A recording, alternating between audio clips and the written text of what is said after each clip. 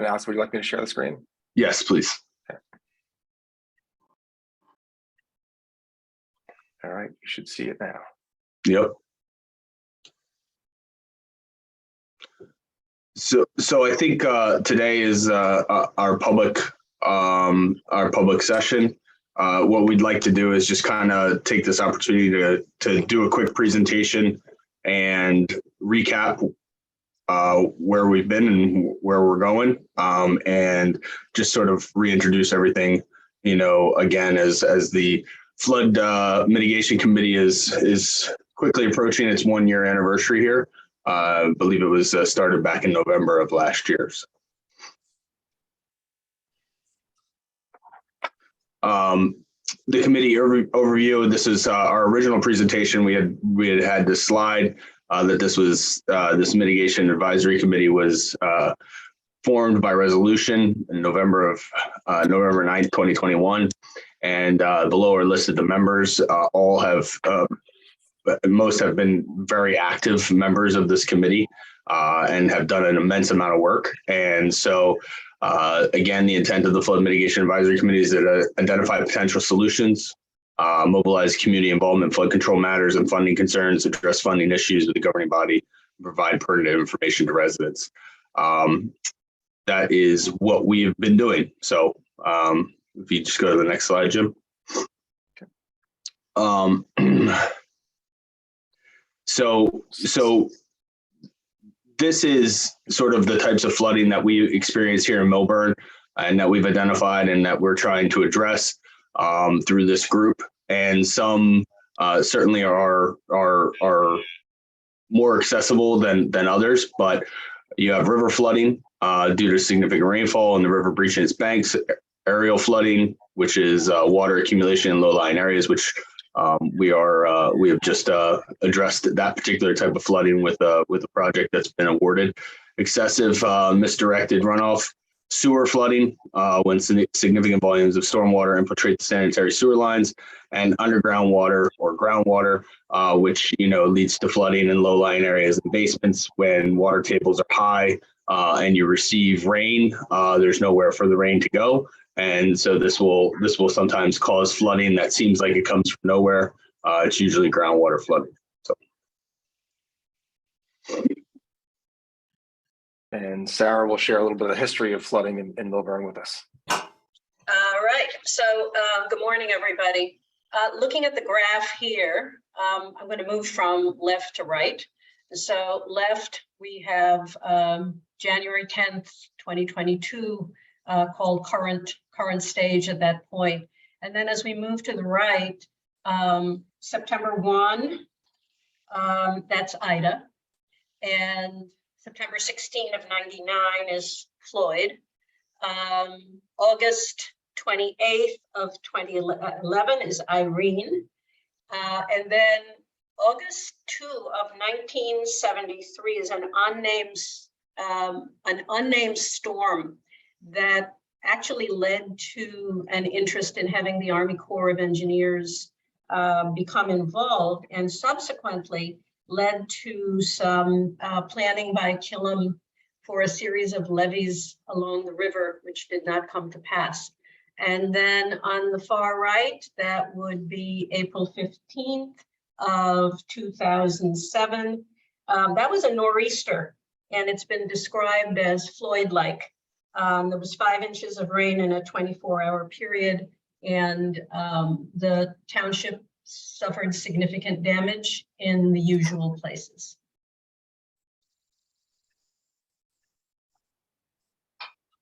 All right, so now we have the summary of past flood mitigation efforts between 1999, which is Floyd, and 2021, Ida. The Gilbert Place pumping station installed post Irene. Plans have been developed for upgrade and emergency generator. The construction of flood walls on Ridgewood Road and the East Branch. The earthen dam, or the berm, also called, between Oval Road and Haran Circle in 0102, and an emergency generator was added in 2015. Then there are drainage system modifications. There's work that preceded the work that is about to start. Some of it in the same area, Locust, Greenwood, Ridgewood. Area 1 work at Greenwood and Ridgewood was completed in 2016, and we're about to break ground for a drainage project that we're very pleased about at Ridgewood and Locust.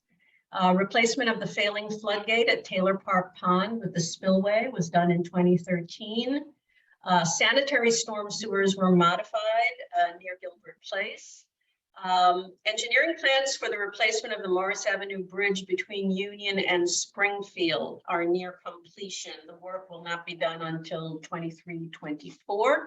And then in 2021, we had desnagging of the river channel under Route 78 and Morris Avenue, which I think took quite a while to come to fruition, but it was done. Now, at the present time, flood mitigation efforts. Drainage improvement projects were approved for 2 of the 3 what we call bowls in South Mountain, and a contract was awarded to PM Construction for the work that's about to begin in the Locust Ridgewood area. A revised plan for the Orange Reservoir Retention Basin to reduce the probability of flooding along the West Branch. We call that the Orange Bypass. That is currently in the form of a study, which has gone to the Rahway River mayors. I believe that was mentioned last night at the Township Committee meeting. We, the committee, have created a communication website, recommendations for storm preparation. We held a major meeting for the community in advance of the hurricane season. And our website, the page for the committee, is frequently updated. The purchase of high water rescue vehicle and rescue boats. The railings that have been installed to prevent large debris from blocking water flow under the Milburn Avenue Bridge. I walked by recently and took a look at those. Those are in place. Very importantly, the home elevation program. Applications were completed by interested homeowners and submitted, and we're expecting that project to move ahead. We have identified various maintenance projects to repair the stormwater infrastructure and improve water flow. We continue to look at those. And a high river level notification system approved and in process to be able to alert residents. And I think that's mine, right, Jim? Yes, thank you, Sarah. Okay. So I'll take you through a bit of the details around the approach that the team has taken. The first thing we did was start with, gathering data. So the expectation there is the more we can understand the specific issues and the specific locations, the better positioned we'll be to identify solutions.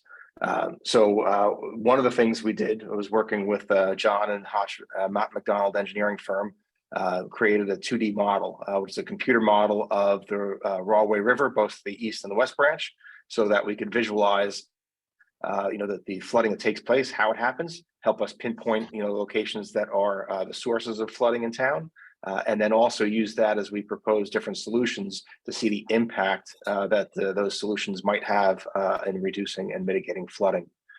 We also reviewed the FEMA flood maps, as well as the storm sewer configurations, looking through the engineering drawings in town for all of the impacted areas.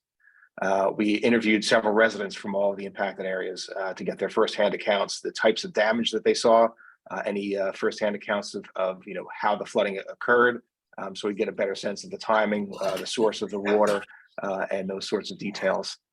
We also reviewed hundreds of articles from flood history, starting in 1889, to get a sense of the different floods, when they happened, what happened through the floods, which areas were impacted, to give us a better sense of the history of the recurring problems, and also the solutions that have been brought to bear over the years to address the flooding problems. And that gave us a sense of the improvements that worked for some periods of time held, but then with the increasing development, increasing storm intensity, no longer sufficient in some cases.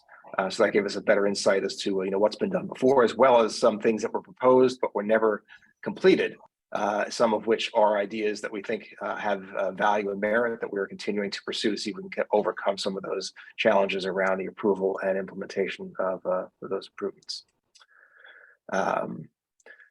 And we also, several members of the team walked through each of the 3 rivers in town, going through, foot by foot and visually inspecting to find areas where there were potential constrictions or issues that would impede the water flow, as well as getting a better sense of just how it makes its way through town, where it approaches developed structures, buildings, so that, again, we would have a better sense of, where we might have potentials to make some changes, modifications to reduce the impact it has on houses and businesses.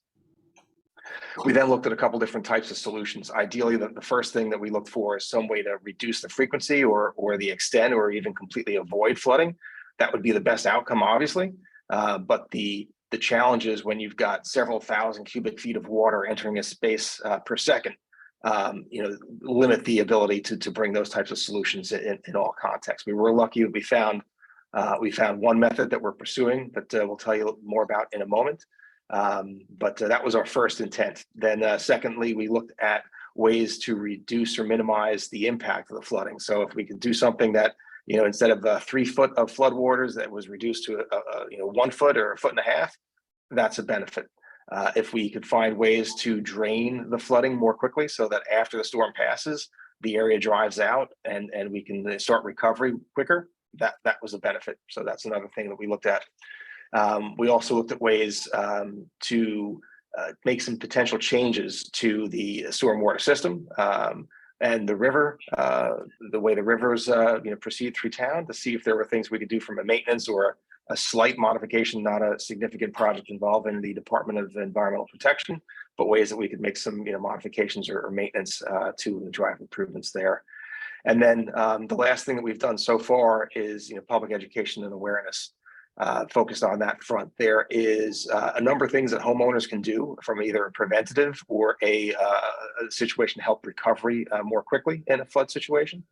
So putting those tips together, holding public sessions, posting that information on the website are things that we have already done and plan to continue to do more of. And then something we haven't dug deeply into yet, but is one of our next steps, is thinking about new approaches to stormwater management. Right, given the history of the town, given the trend in development and storm patterns, we don't expect this to be a problem that can be solved completely and will go away. So, taking a fresh perspective, looking at new ideas that are being applied in other communities across the U.S. to get some fresh insights around new ways to approach this problem. That's one of the next steps that we plan to take here as a committee. If we look at specifically the impacted areas that we've identified and have dug deep into, there are 4 of them in town. The first one is the west branch of the Rahway River. This runs through the South Mountain Reservation, then in through downtown, through Taylor Park, and then through behind the South Mountain area, behind ShopRite and Lakeside Village, and then under Route 78. And we also looked at the area around Glenwood section of Short Hills. As water flows by the Hartshorn Arboretum, it gets diverted underground. That can cause some flooding there. And then there's also significant flooding in the vicinity of Glenwood and Milburn Avenue. So that was another place that we looked at. And further down, as that water flows, it makes its way behind the high school and the Washington School, and that is another area that can cause flooding for the Washington section. And then the other area that we looked at was the east branch of the Rahway River that runs along Lower Milburn Avenue and then into the eastern section of the South Mountain neighborhood, and causes some significant flooding damage there.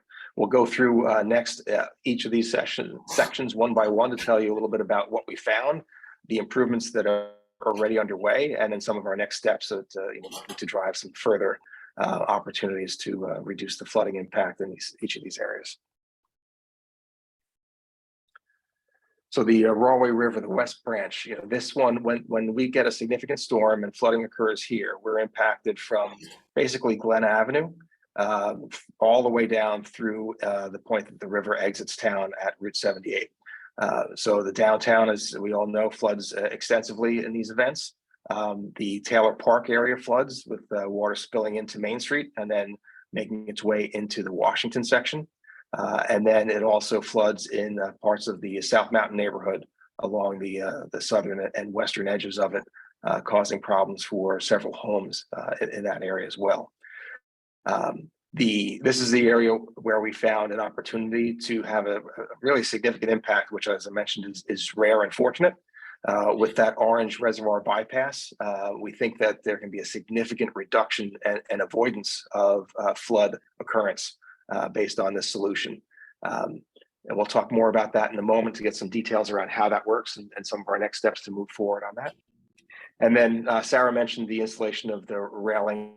That was one of the actions we took to minimize debris. So as floods happen, as less debris clogs under that Milburn Avenue bridge, water will be able to flow more fluidly through it and prevent more backup. We saw that with Ida, where I think it was 2 cars found their way into the river and then got lodged at the Milburn Avenue bridge, preventing water from flowing under the bridge as we would like, and contributing to the fact that it would overflow and spill into the downtown area.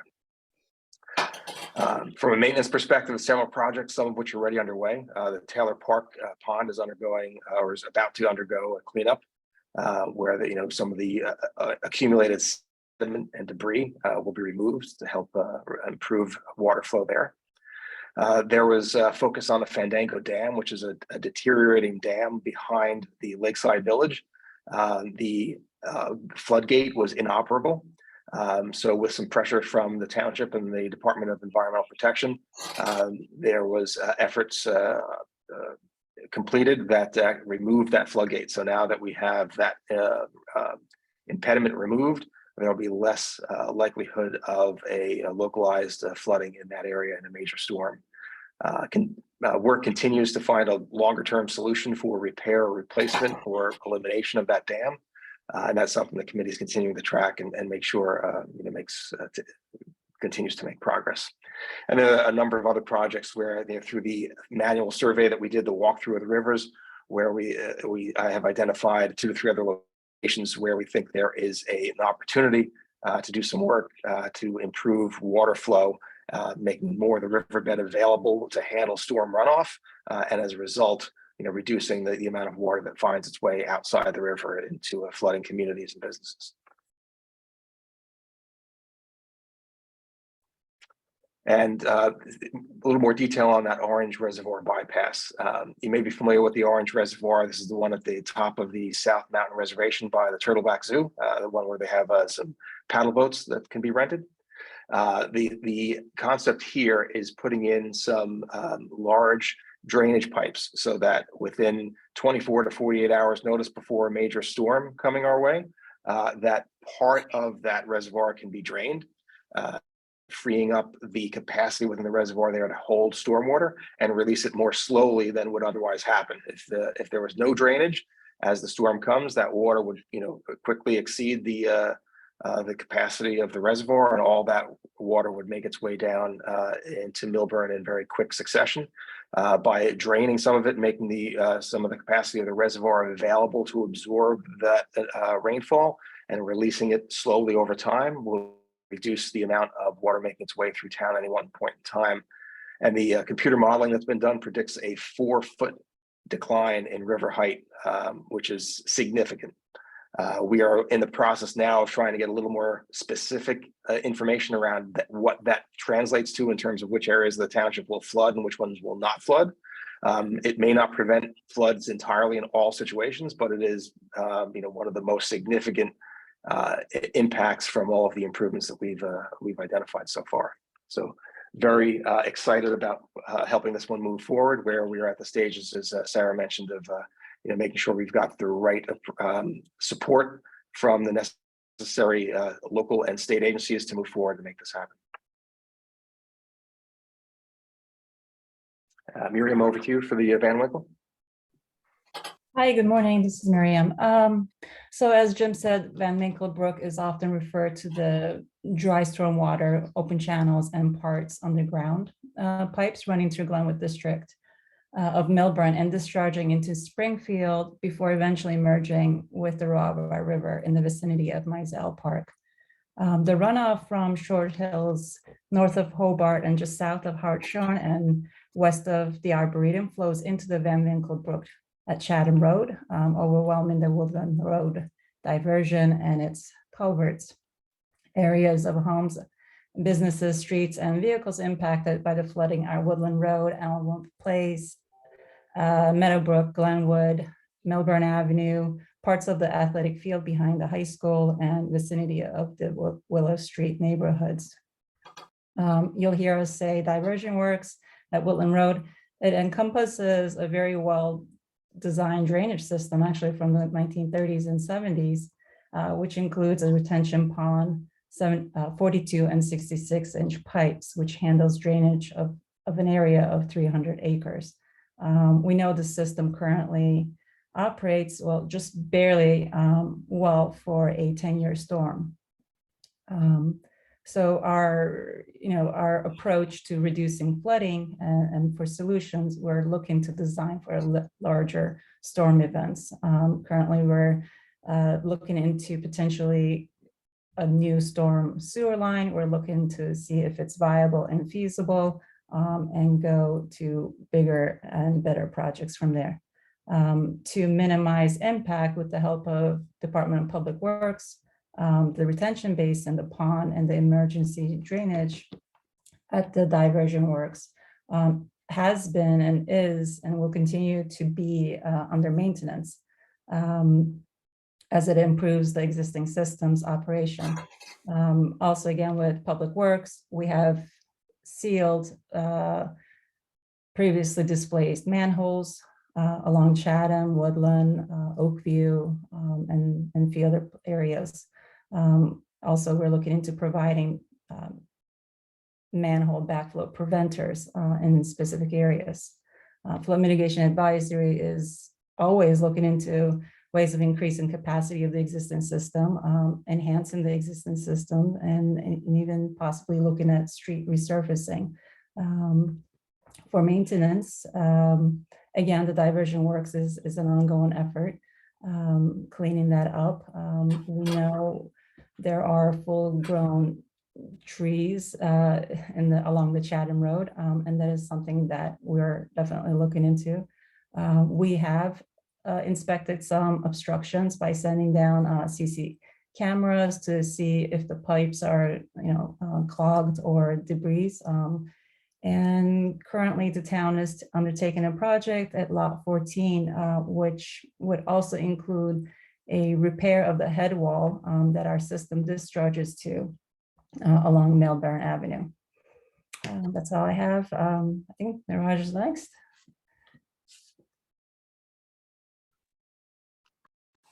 Thanks, Miriam. Mhm. Morning, this is Neeraj. So like for West Branch, Jim covered, and for Van Winkle, Miriam covered, we are looking at East Branch for either reducing the flooding or minimizing the impact of flooding, and for regular maintenance, right? And for the East Branch, we are looking at areas that start from the intersection of Cypress and Milburn, and then as it passes through the Vauxhall and Milburn intersection, and then from there, the joint meeting. And this is where, what we are now looking at, we were not able to find anything as major and as anything that will reduce the flooding so far as Orange Reservoir would. Orange Reservoir bypass, like Jim said, has the biggest impact that we expect on reducing the flooding. And even though it is for West Branch, it will give benefit for East Branch, because if West Branch is flowing low, then East Branch will get some benefit, and the modeling will help kind of put it on paper and talk through it. But from minimizing the impact, what we're looking at is doing the storm drain improvement and home elevation programs, which I'll talk about in a little bit. And then there are 3 maintenance projects within the East Rahway area.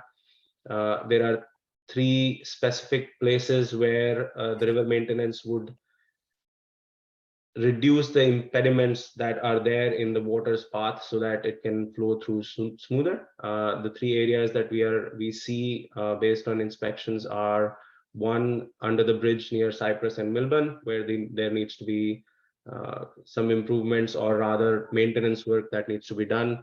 Then under the Vauxhall and Milburn Bridge opposite Walgreens, there is significant debris that can be removed or impediments that can be removed that will help the water. And then at the joint meeting, both sides of the joint meeting have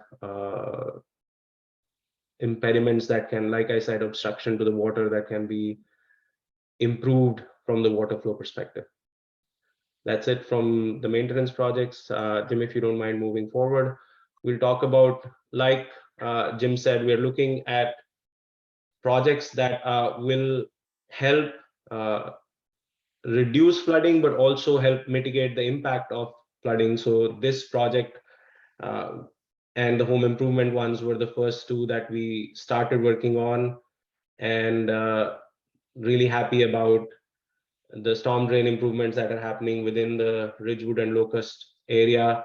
2 out of the 3 were approved and are the contractors being assigned, and the shovel in the ground is supposed to happen sometime late October. Alex, do you mind adding more details for that?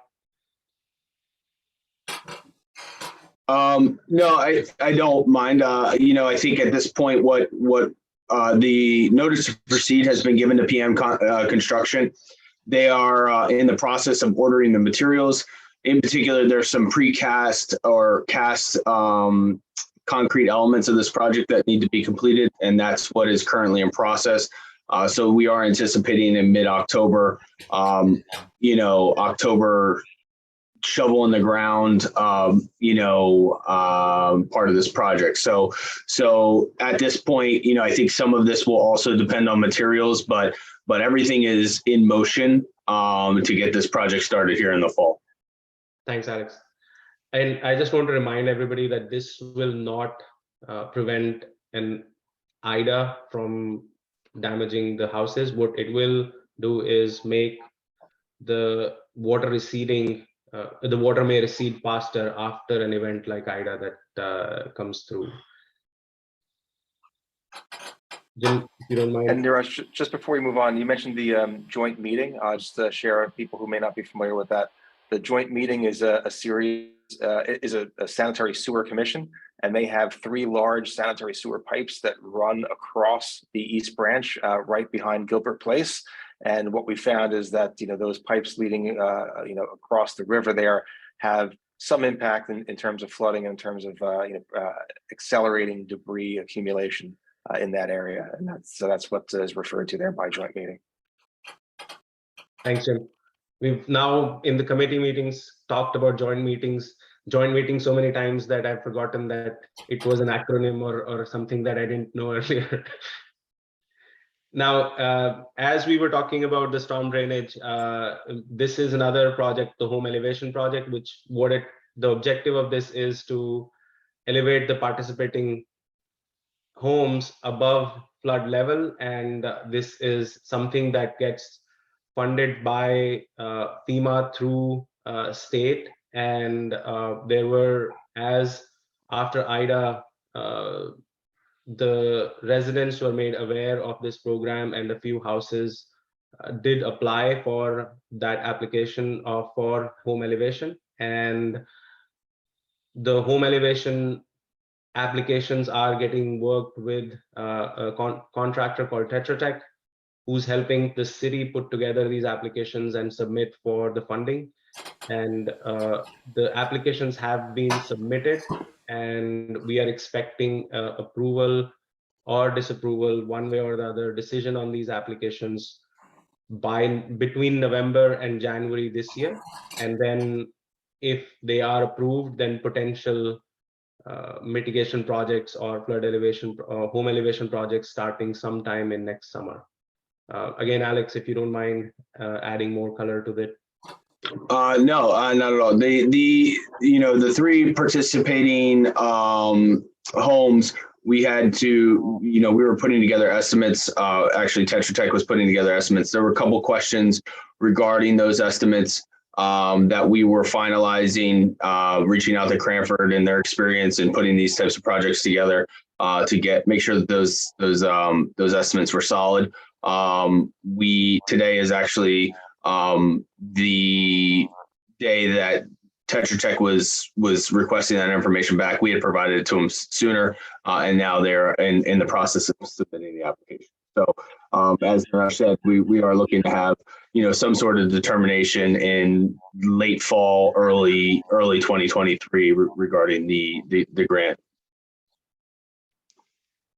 And just to add, before I guess moving to the next slide with Jim, we did set up a session with Cranford residents for this home elevation program, and the residents who did talk to us and gave us more details about the home elevation program or the homes that were elevated in Cranford, those houses were the ones that actually did not get impacted in Ida, but they were, and they are now adding more houses to this program in Cranford.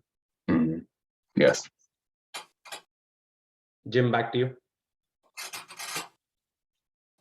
All right, over to Alex. Thank you, Niraj. Over to Alex for next steps. Yeah, so I think sort of looking at what's next, and for this group, and as I said at the beginning of this, approach our 1 year anniversary of existence, is to continue to explore ways that we can better reach the township residents, flood prone areas, educate the residents, provide information, and have additional sort of, I think, more face-to-face outreach from this group as well as from township staff is a key next step. I think one of the most important things that has come about from this group is that we are putting flooding in Millburn out in front in public, and making sure that people are aware, and making sure that it's a known subject, and providing these public meetings for people to come to and participate in. The other key next step, and a lot has been said about the Orange Bypass, and I can't sort of stress enough how exciting that project is in its draft form right now, and that it is certainly a complicated project, not necessarily from the work that needs to be done, but from all the moving parts and parties that are a part of it, whether that's Essex County, or the city of Orange, our downstream communities and neighbors in the Rahway River Basin. All of that sort of plays into this project, and the key next step there is to really continue to work and get support from all levels of government, including our local neighbors, as well as the NJDEP, New Jersey Office of Emergency Management, City of Orange Township, and all of that. So we're looking forward to continuing that work, because it is really important work, and as Jim said, this could be a very significant benefit and project for the township of Millburn, as well as our downstream neighbors. I think that while the benefit it looks to be less, as they say in this, is that every inch counts. So even if it's a little bit in Springfield, or a little bit in Cranford, or a little bit in Rahway, this potential project has benefits throughout the basin. So. And then, continue to investigate policy efforts, both locally and regionally, that can assist in storm damage prevention, restoration, stormwater management. And this could include, anything, from making sure that we, when we're recovering from a storm, that our policy, our codes sort of speak to how to build back better when it comes to storm restoration, because we don't want to continue to exacerbate the problems that have occurred in the past. So this is a little bit more of a tricky one, and certainly needs to have a lot more exploration. But it's definitely something that this group can handle and tackle, and I think that will be a key next step as well.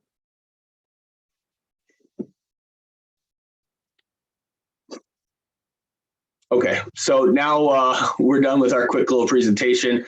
At this point, we're going to ask that if anybody in the public, and we do have 8 participants in the public. If they have any questions or want to ask anything of the group, we're here and we're happy to answer them, and just ask that you obviously be respectful and try to keep your questions to one at a time. Or, I mean, we've been pretty, with the amount of people, pretty loose with it. So I don't foresee any issues.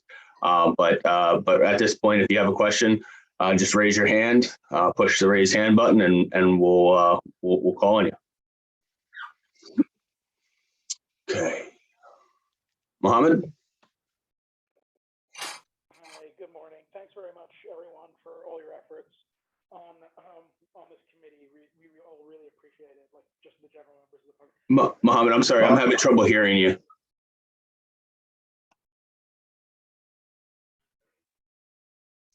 Hi, can you hear me better now? Yes, that's great.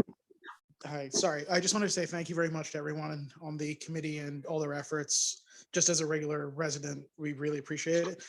My question is very specific. It's on the east branch of the Rahway River, the drainage project in the neighborhood of the South Mountain. I had a quick question about the map that was shown and the drainage that connects the back of the homes on the north side of Ridgewood to the, yeah, exactly. So between Ridgewood and Mountain View, there's a couple of new lines being drawn in.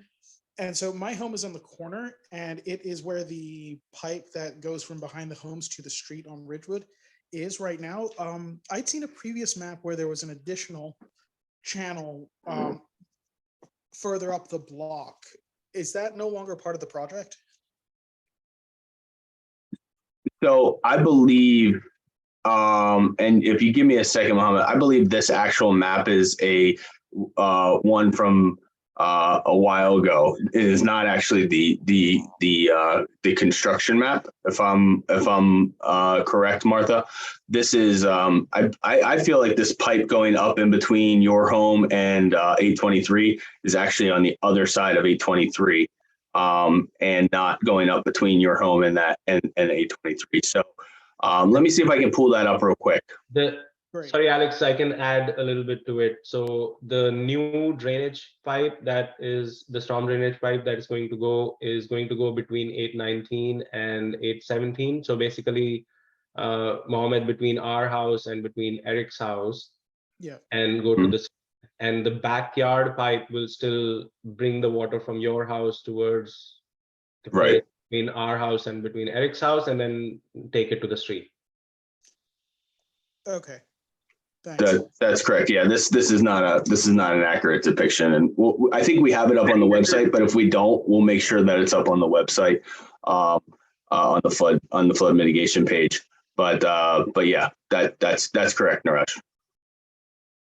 And just, I think Mohammed said about another block. So there is another block on the between Mountain View and where the synagogue is.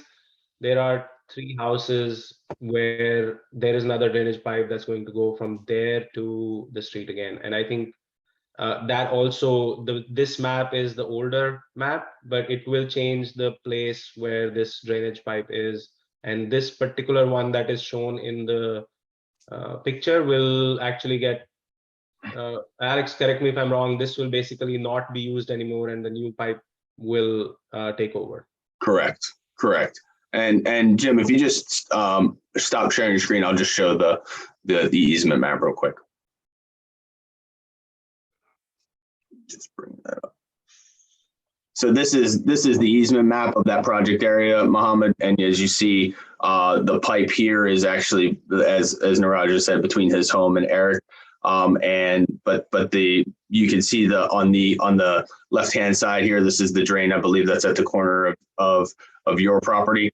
That is going to remain intact, and the drainage is going to go down this way and out to the street. Oh, didn't realize I could make that modification out to the street here. Okay. Does that mean the pipe that's currently between my house and 823, is that going to be decommissioned? No. Okay. No. Okay. It'll be left in place. But Okay. it's back draining to the new pipe that's going between the two houses as shown. Okay. Yeah, it's just because I think our sump system from our basement also drains into that storm drain, like between the two houses. Yeah. And so if it's still connected, it'll still drain away. Is what I'm Right. And It'll we still are, drain. yeah. And I had discussed this with Mott McDonald and those homes that are going to be sort of impacted by these projects. I think the suggestion is actually going to be that you connect your sump to this drainage project. Okay. Thank you. You're welcome. Anyone else from the public that wishes to say something or make a comment, ask a question?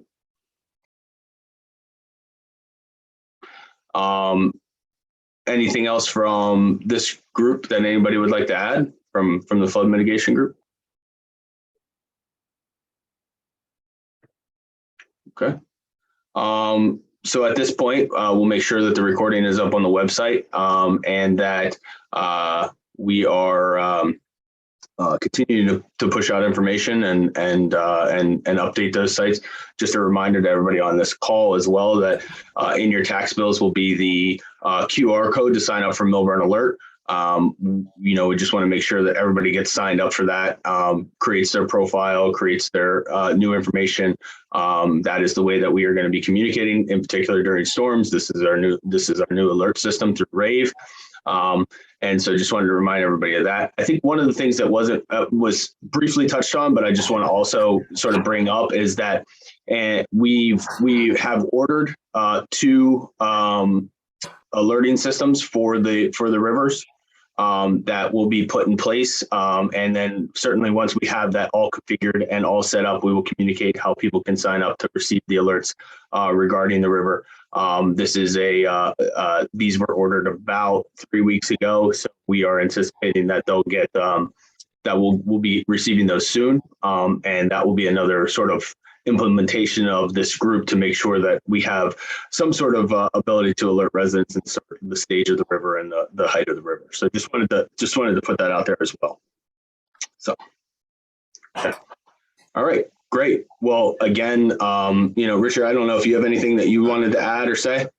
Well, I always have a way of saying something, but I just want to thank all of our citizens, all of our volunteers.